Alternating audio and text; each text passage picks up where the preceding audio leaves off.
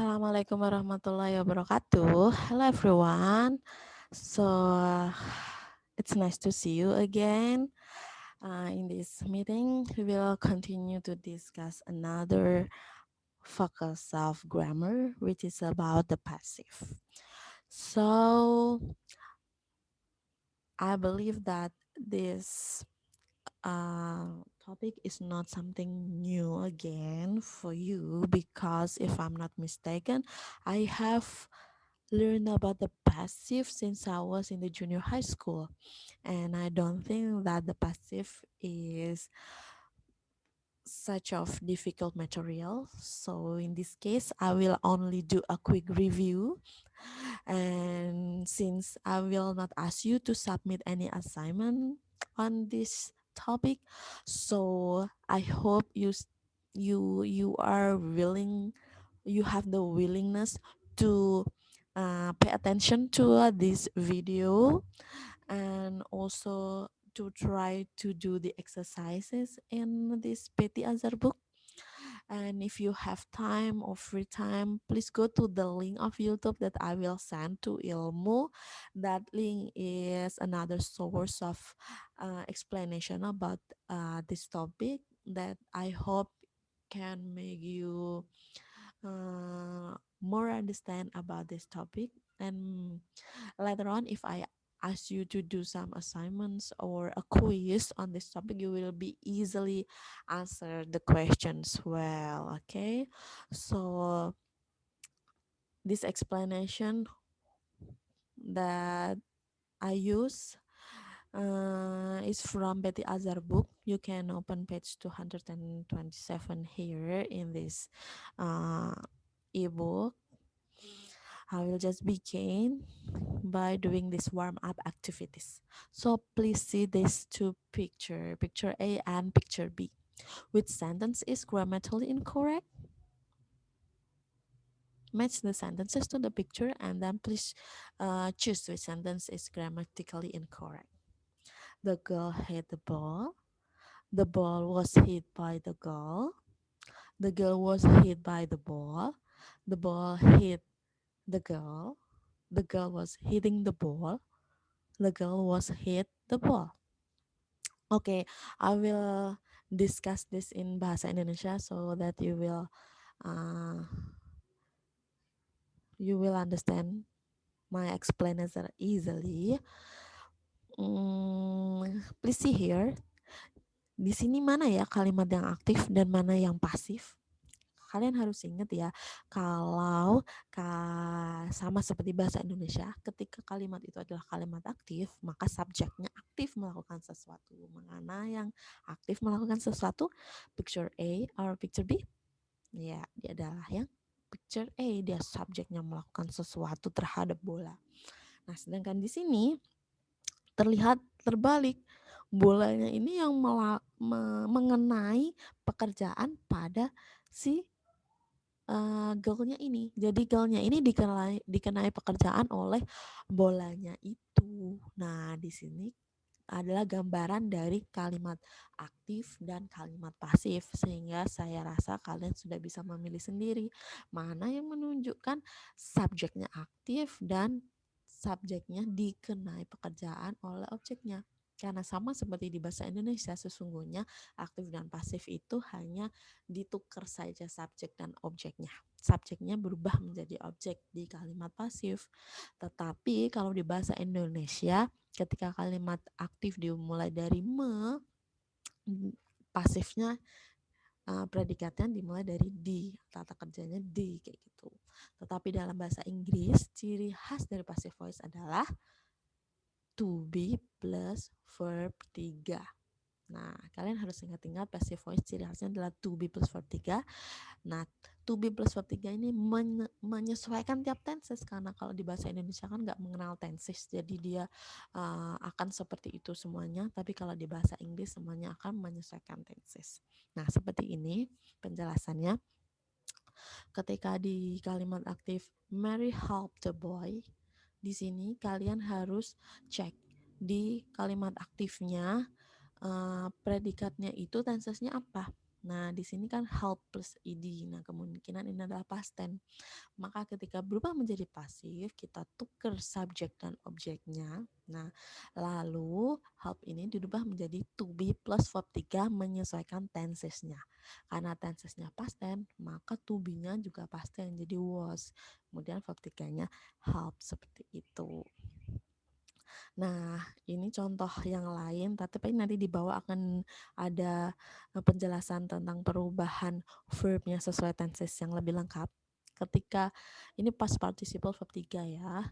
Nah, be-nya ini present tense is help. Nah, ketika past tense was help, ini verb 3. Nah, ketika future maka will, maka dia tetap butuh tambahan be, kemudian verb 3 seperti itu. Nah, di sini ketika kata kerjanya bisa diubah menjadi pasif kayak gitu ya. Nah, kita lihat ternyata ada juga kata kerja yang tidak bisa diubah menjadi pasif seperti ini. An accident happened. Nah, ini accident subjeknya, ini kerjanya happened, terjadi, seperti itu.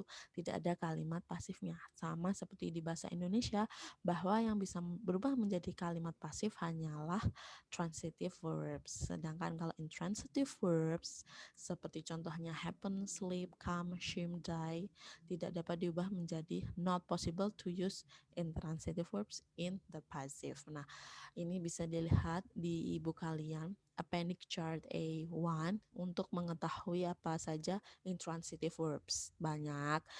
Mungkin kalau kalian sering ketemu lama-lama jadi ingat sendiri. Kalau mau dihafalin banyak, tapi boleh kalau kalian mau hafalin. Tapi kalau sering kumpul sama bahasa Inggris lama-lama ingat sendiri. And then here are the exercises. You may do the exercise if you have time, but I do not ask you to do so and to submit it.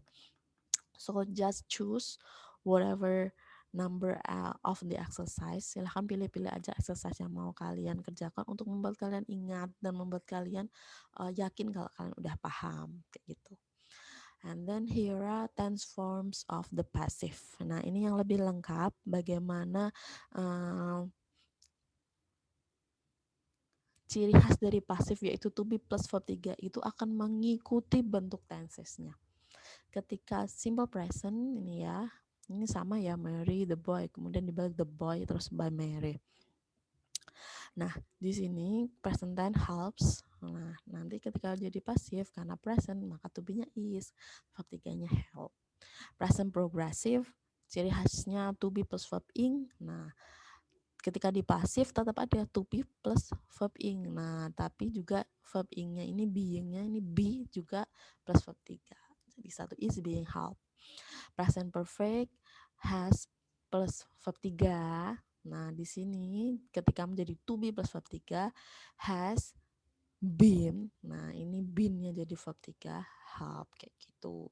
Kalau simple past seperti tadi yang sudah dijelaskan sebelumnya, ini jadi was helped. Past progressive mirip-mirip present progressive, tetapi to be-nya jadi was. Ini jadi was being helped. Past perfect mirip-mirip present perfect, tapi ini jadi had kayak gitu. Future will help. Nah, ditambahi be di sini, will be helped. Be going to ditambahi be going to be help. Nah, future perfect will have help. Nah, will have been help, seperti itu. Ini mungkin susah kalau dihafalin ya, tapi kalau kalian tahu ciri khasnya tenses, kemudian kalau saling ketemu seperti apa, seperti materi semester kemarin, kalau saya di bahasa Inggris 1 kemarin setelah UTS itu kan membahas semua tenses yang 16 tenses. Ketika present ketemu progresif gimana, ketika present progresif ketemu future gimana, kayak gitu, saling bertemu satu sama lain, maka setiap pencirinya itu akan saling bertemu kayak gitu. Jadi akan terasa mudah sendiri. Nah, seperti itu di kalimat yang statement seperti ini. Lalu bagaimana dengan kalimat pertanyaan? Maka tinggal auxiliary verb-nya nih dipindah ke depan. The boy was helped gitu, maka yang ininya dipindah ke depan. Finite sih namanya. Atau ini auxiliary verb-nya has been helped, maka has-nya dipindah ke depan. Ini will will-nya dipindah di depan kayak gitu, isinya di tempat depan kayak gitu ya. Itu cara membuat interrogative sentence. Kemudian latihannya dikerjakan ya kalau ada waktu. Kemudian penjelasan terakhir. Sebenarnya masih ada banyak penjelasan di bawah, tetapi di sini di pertemuan ini hanya 11 sampai 11 strip 3 aja ya. Kemudian ini adalah how to use the passive. Oke, biasanya kan passive voice kita pakai by kayak yang tadi kan Mary bla bla bla yang by. Saya ulangi lagi ya. Nah, di sini kan umumnya kita lihatnya itu pakai by. Nah, kayak gini kan. Bye. Nah, ternyata itu juga nggak common ternyata, meskipun kita seringnya lihatnya yang itu. Nah, contohnya di sini nih ya. Rice is grown in India. Our house was built in 1980. This olive oil was imported from Crete. Nah, usually the passive is used without a by phrase. The passive is most frequently used when it is not known or not important to know exactly who performs an action. Jadi sebenarnya by phrase itu jarang digunakan gitu loh. Jadi karena pasif itu digunakan ketika memang siapa yang memperform atau subjeknya itu dirasa tidak penting atau memang tidak diketahui. Nah, seperti ini. Rice is grown in India. Beras ditanam di India. Rice is grown in India by people, by farmers, by someone. It is not known or not important to know exactly who grows rice in India. Seperti itu. Jadi seperti our house was built in 1980. Jadi di rumah saya dibangun tahun ini. Jadi nggak penting siapa yang bangun, kayak Pak Tukang kayak gitu. Kecuali kalau memang ingin dijelaskan siapa yang membangun, maka kita akan di sini nih kita pakai by. Jadi itulah penggunaan pasif. Jadi ini A, B, and C illustrate the most common use of passive, yaitu without the by phrase. Nah, gimana kalau subjek atau pelakunya itu penting dan pengen ditunjukin? Biasanya pakainya aktif. My own made this work kayak gitu ya. Ini made my own. Nah, if the speaker knows who perform an action, usually the active is used as in they. But sometimes, even when the speaker knows who perform an action, he or she chooses to use the passive with the by phrase in order to focus attention on the subject of attention. Jadi by phrase ini dipakai kalau memang subject of sentence-nya itu yang melakukan yang dikenai pekerjaan itu di kalimat pasif itu dia itu penting untuk disebutkan kayak gitu. Ini yang bangun rumahku ini presiden loh kayak gitu. Nah, baru mungkin bisa ditambahi by kayak gitu.